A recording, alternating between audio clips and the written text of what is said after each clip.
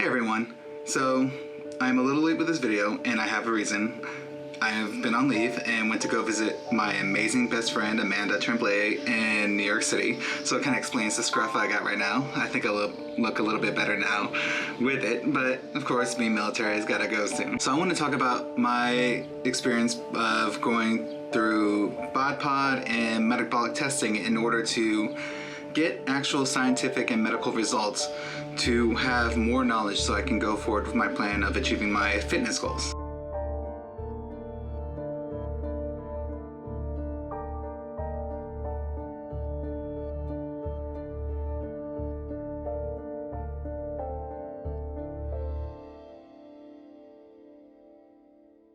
If you don't know what bodpod is, what you do is basically you sit in this contraption, and what it does is shoots out air to give you an analysis of your makeup, such as fat mass, fat-free mass, bone density, water, etc. And the results that I got out pretty much were that I am 35.6% fat. My fat mass is about 85.3 pounds, and my fat-free mass is 154 pounds. So, which pretty much means that 64% of my body is muscle, bone, and water. So, all in all, I could do a lot better, and I'm in this Obesity 2 category, which is anything that is higher than 35%. Which, to me, that is pretty much unacceptable, but the good thing is that I can't lie to myself.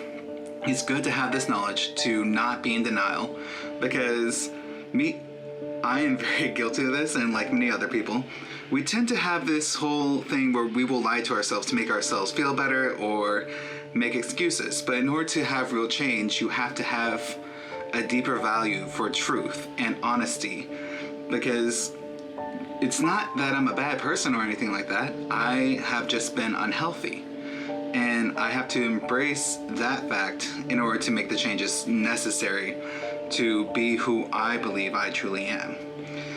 Another thing that I did is metabolic testing. So what you do is you pretty much lay down, have this space helmet put on you, and you pretty much lay there for about 15 minutes, and it tracks your breathing. You're supposed to fast for 5 hours, and it comes out with how many calories you burn just laying there doing nothing in a day. And the results of that is I pretty much just laying there doing nothing burn about a little over 1,500 calories. This is extremely low and has gone down, and what it has shown is that my diet has been wrong.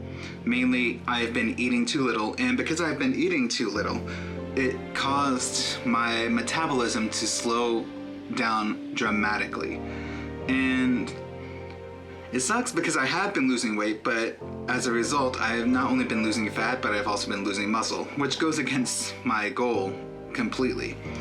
And what I have learned is that I do need to increase my calories, but especially in protein. So I need to be taking in about 154 grams of protein-ish, as well as continuing to work out and doing everything I have been doing. So naturally, the biggest problem is not so much my working out, it's having proper eating, which tends to be the biggest issue when it comes to weight loss for a lot of people.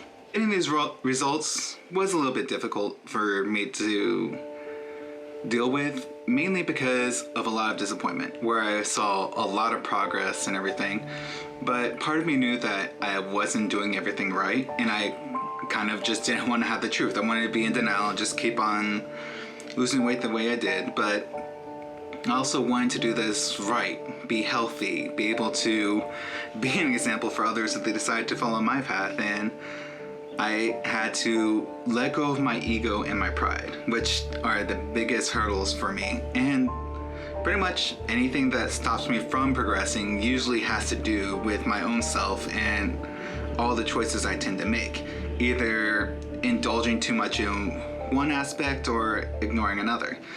And having to pretty much embrace that I cannot live how I used to. And a lot of it's going to be about moderation, self-control, and truly loving myself and telling myself no, especially when I want to do it. The other interesting thing is during this time, I started thinking about why do I get offended when people call me fat? And I think it's because in our culture, we tend to say fat is unattractive. And a lot of friends will say, oh no, you're not fat, you're beautiful and everything. And the ironic thing is I don't think I'm ugly, but I am fat. I am scientifically fat. And with that makes me unhealthy. And one thing we have to learn, I think, as a culture, especially in the LGBT culture, and it can apply to American culture as well, worth of as a human being is not based on my attractiveness, is not based on my body percentage of my fat or how much I weigh. I am worthy because I exist, because I am a beautiful and divinely created being. That is where my worth comes from, and the worth of every single person. It doesn't matter how ugly or beautiful someone is. They are an image of God, every single human being. And that is what makes their worth, not anything that they just look like. Because God designed every single person. Do we do things to our bodies that are bad choices? Absolutely. But that doesn't diminish our worth or our greater beauty, which is just being. This also goes into kind of like the argument between body positivity versus health. So I definitely agree with many people when body positivity is about destroying the whole preconceived notion that attractive is skinny or having six-pack abs, etc. But we also have to draw the line where health matters. If we are people, especially if you're more left-leaning or liberal, etc., we have to embrace science of truth. And in the medical field, I am unhealthy. So if you truly love me or love someone who is obese and overweight, you can't and don't encourage them in an unhealthy habit. Definitely show love, affection, support, but also be like, hey, I would like you to make better choices. I'm not gonna leave you or pretty much ridicule you, bully you, etc. to make better choices. That is rarely acceptable. It depends on who your friends are. For me, I don't mind taking in jokes and everything because it reminds me that, okay, this hurts my ego a little bit, let me go fix this. But in the end, that's because I came to a point of realizing that people love me not because of how I look. And that is a huge thing in the gay community. That's for a whole different topic in a different video. But I do want people to understand there's a difference between body positivity and health. We should always encourage health, and not at the expense of body positivity. And I know a lot of people will have arguments with me, but hey, that's the whole point of having discussions, isn't it? Another thing I was very happy about is having this truth and having all these facts. I'm now able to move forward to achieve the goals that I want to have that beautiful body that I desire, not only just for my own health, my own sanity, and for my own self-esteem, but also because I view my future body as something that's to be of pleasure, beauty, and goodness for my future partner.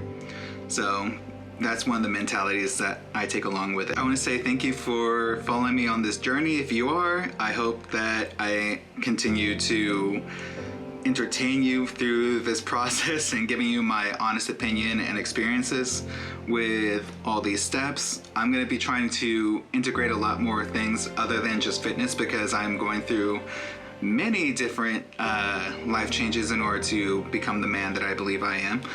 And I definitely would love for you to continue following me in this.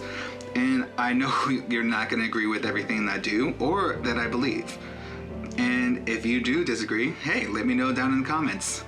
Or dislike the video, which is completely okay. But if you do like this journey, I encourage you to subscribe, like the video, and follow me, and talk to me in the comments. I will respond. So I hope everything's going well. I'll hopefully have a video next week talking about a different topic, and I'll see you then. Be blessed.